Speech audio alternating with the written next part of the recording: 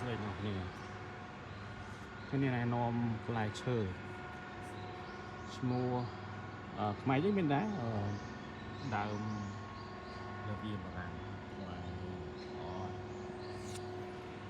ខ្ញុំមកដល់នៅចិត្តទេលើកទី1នេះក្លិនវាឈ្ងុយបំផុតមកសិនក្លិនវាឈ្ងុយដើមធំមកខុសពីកែវលបងហើយដើមនេះគល់គេនេះគល់ប៉ុណ្ណាណែ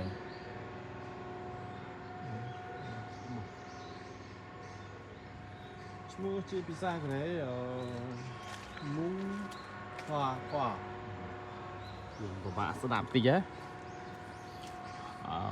មូហ្នឹងយើងថាអត់មានគឺក៏គ្មាន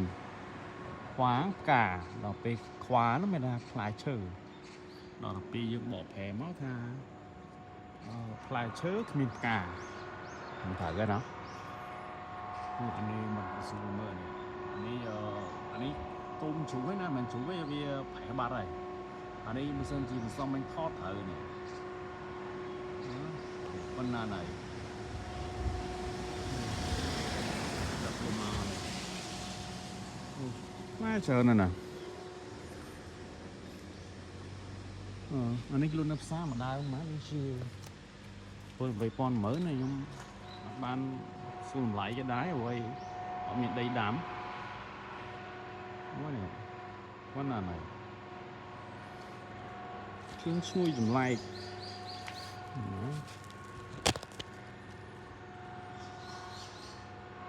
គេផ្លែនឹងចុងហ្នឹង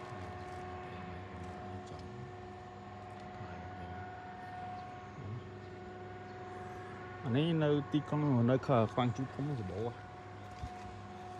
ជូសបោហូមែនតើ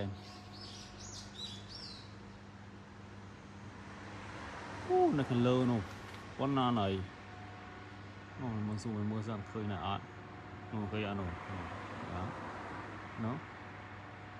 ប៉ុណ្ណាណៃលងល្អនៅក៏មិនបេះហូបបានណាខ្ពស់ពេក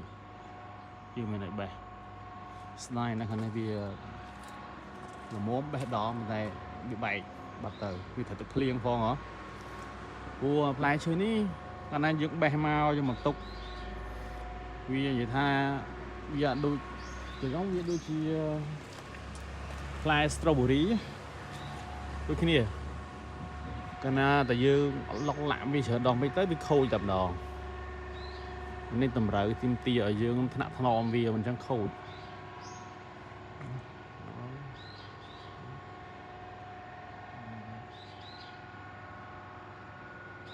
ហើយលឺសូសំឡេងម៉ាស៊ីនហ្នឹងមិនដឹងម៉ាស៊ីនក្លុកស៊ីម៉ងឬក៏ម៉ាស៊ីនអាឈើលន់ខ្លាំងមែនតើហ្មងអានេះក៏ខំមួយដែរនេះទូនេះស៊ូមើលហ្នឹងក៏ខំទូអានេះចង់វិញធំមកនឹងលូកមកកេះវាល្អដូចជា10000ដូចជា15000 20000ហើយផ្លែវាឆ្ងាញ់ខ្ញុំអាសាទិញហូបពេលរដូវវាចាប់ពីសប្តាហ៍ក្រោយសបោហើយព្រោះថាឃើញមានទុំហើយ